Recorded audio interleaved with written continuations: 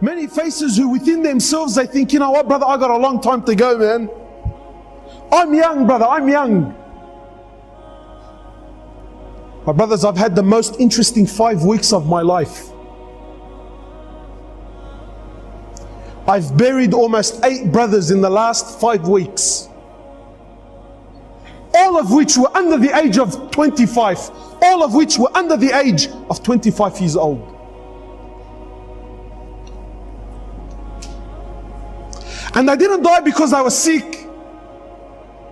They didn't die because, you know what, he had some illness that doctors couldn't work out. No, perfectly fine boys. Wallahi, one of them, 18 years old, built like a tank. We actually had to bend his legs when we put him into the ground. He was so big, we actually couldn't fit him into the hole. We actually had to bend his legs to get him in there.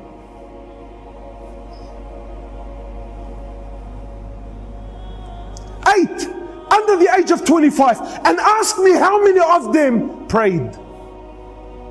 None of them.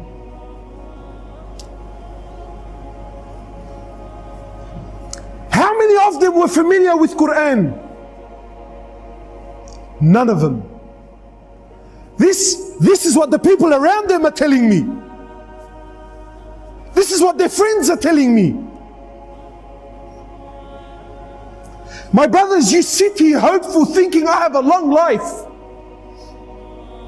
What gives you this hope, my brother? Go to the cemetery, billah alaik, please. I urge you, go to the cemetery and look and read the tombstones. But gone are the days when, you know, wallahi, I remember growing up, death belonged to Abu Ali and Abu Ahmed, who's done Hajj, and all of his kids are now married, and you know, he's got grandkids, he's 70 years old, he's croaking a white beard. Those days are long gone. You know, I'm 30 now. And for the most part of my life, every funeral I went to was in the old section of Rookwood Cemetery.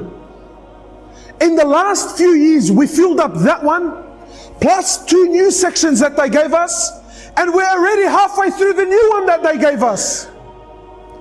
And 70% of these people that are buried there, 70% are under the age of 35 years old. And yet we're still running amok in this world. We're still running amok.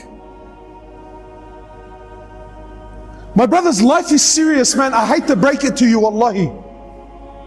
You know, I can sit here and give you this nice, beautiful talk. I can do that for you, inshallah, and make you feel good. You know, brothers tell me, brother, why have you become so pessimistic?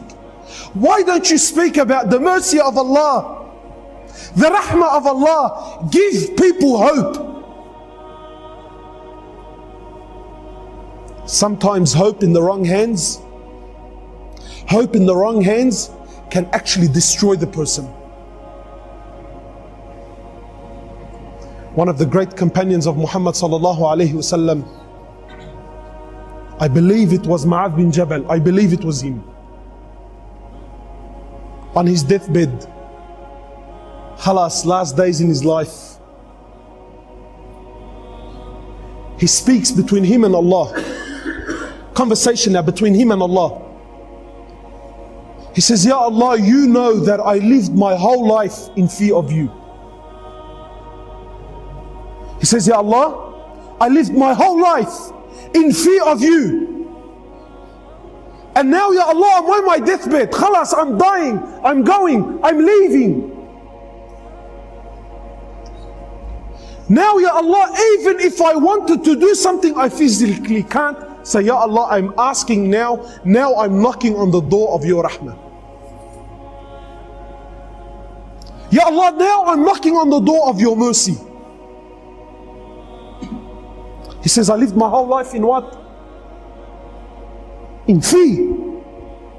But now, Ya Allah, khalas, I've reached an age where even if I wanted to do something, I can't.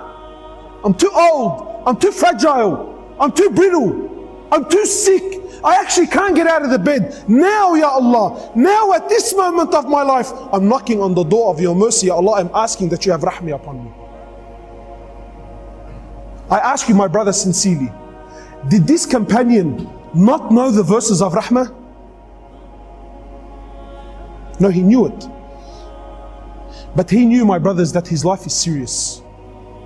Brothers, you only get one shot. There's no coming back. There's no coming back. You only get one shot at life. The choice is yours.